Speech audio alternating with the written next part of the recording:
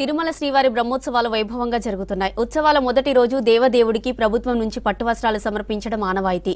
అందులోనూ record create చేశారు AP CM Chandrababu.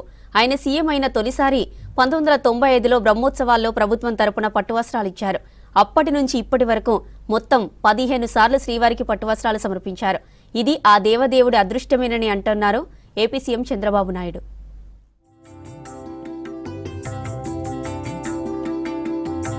AP తిరుమలలో శ్రీనివాసుడి వార్షిక సాలకట్ల బ్రహ్మోత్సవాలు కన్నుల పండువగా సాగుతున్నాయి. బ్రహ్మోత్సవాల సందర్భంగా ఏపీ ప్రభుత్వం తరపున శ్రీవారికి పట్టువస్త్రాలు ఇచ్చారు సీఎం చంద్రబాబు దంపతులు. కుటుంబ సభ్యులతో కలిసి స్వామివారిని దర్శించుకున్నారు.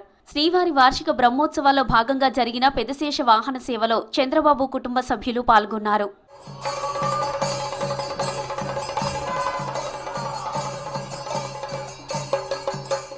అయితే శ్రీవారి బ్రహ్మోత్సవాల్లో ఎక్కువసార్లు పట్టువస్త్రాలు సమర్పించిన రికార్డు సాధించారు సీఎం చంద్రబాబు. 1995 నుంచి 2002 వరకు, 2014 నుంచి 2019 వరకు, 2024 నుంచి ముఖ్యమంత్రిగా ప్రభుత్వం తరపున ఇప్పటి వరకు ఇలా మొత్తం 15 సార్లు పట్టువస్త్రాలు సమర్పించిన అరుదైన రికార్డు చంద్రబాబుకే దక్కింది. తెలుగు రాష్ట్రాల్లో ఇన్నిసార్లు పట్టువస్త్రాలు సమర్పించే అదృష్టం దక్కడం కలియుగ దైవం కృపేనని అంటారు చంద్రబాబు నాయుడు.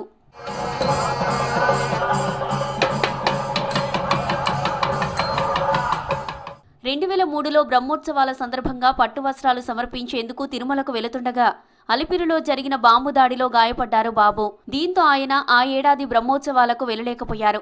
ఎవరికి ఇవ్వని అవకాశం శ్రీవారు తనకిచ్చారని ఆనందం వ్యక్తం చేశారు బాబు. 15 సార్లు బ్రహ్మోత్సవాల్లో పట్టువస్త్రాలు సమర్పించే భాగ్యం దక్కడంపై సంతోషంగా ఉందన్నారు. 22 ఏళ్ల ముందు బ్రహ్మోత్సవాల సమయంలో స్వామివారే తనకు ప్రాణభిక్ష పెట్టాడని చెప్పారు చంద్రబాబు. ఈ బ్రహ్మోత్సవాలు ప్రారంభించిన రోజునే నాకు ప్రాణభిక్ష పెట్టాడు. అది ఊహించని పరిణామం.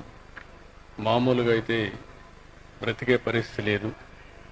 అంటే ఒక పర్పస్ కోసం భగవంతుడు నన్ను బతికిచ్చాడని, ప్రాణభిక్ష పెట్టాడని నేను ఎప్పుడూ ఆ దేవుణ్ణి తలుచుకుంటూ ముందుకు పోతున్నాను.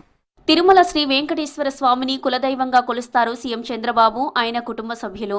తన జీవితంలో ఎన్నో సమస్యల నుంచి శ్రీవారి ఆశీస్సులతో బయటపడ్డానని చెబుతారు. ఇక అలిపిరిలో బాంబు దాడిలో ప్రాణాలతో బయటపడ్డం కూడా స్వామివారి ఆశీస్సుల వల్లేనని పలు సందర్భాల్లో చెప్పారు. ఇక తిరుమలలో 1985 ఏప్రిల్ 6న అప్పటి సీఎం ఎన్టీఆర్ ప్రారంభించిన నిత్యాన్నదాన కార్యక్రమాన్ని చంద్రబాబు కొనసాగిస్తున్నారు. మొదట్లో భక్తులకు పరిమితంగానే భోజనం అందించేవారు. ఆ తర్వాత రోజుకు 1,00,000 మందికి పైగా భక్తులకు అన్నదానం జరుగుతోంది.